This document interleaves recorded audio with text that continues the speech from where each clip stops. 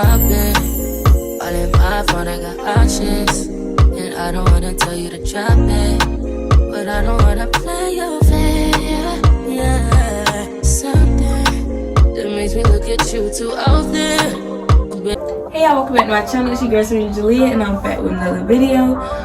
So today I'm going to be doing an install on this unit sent to me from Hermosa hair, and they sent this lovely burgundy 99J unit in 24 inches, and it's a frontal. So this is a 13x4 frontal, and the density of this hair is 220.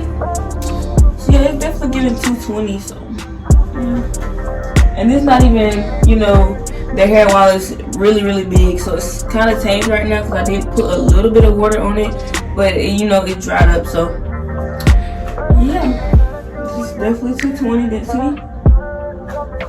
I definitely love everything about this install. It's pretty easy. I didn't really have too many problems. The lace was super good. I didn't really have to bleach them. I didn't bleach the knots, so you don't have to worry about that. So this unit does shed, but it's a, you know, deepwave wig. Deepwave wigs do shed, but it's not to the point where it's like, oh my god, like it's blobs falling out, if you get what I'm saying. So minor shedding.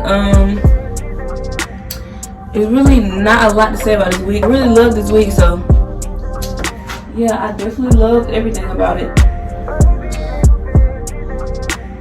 Like the color of this wig complements me so well.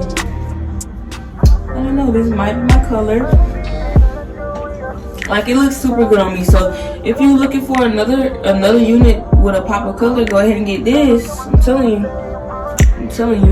go ahead and get it while it's affordable. So yeah. But without further ado, let's get to the install, and y'all kind of see how it compared, like one side wet and one side dry. But yeah, let's get to the install.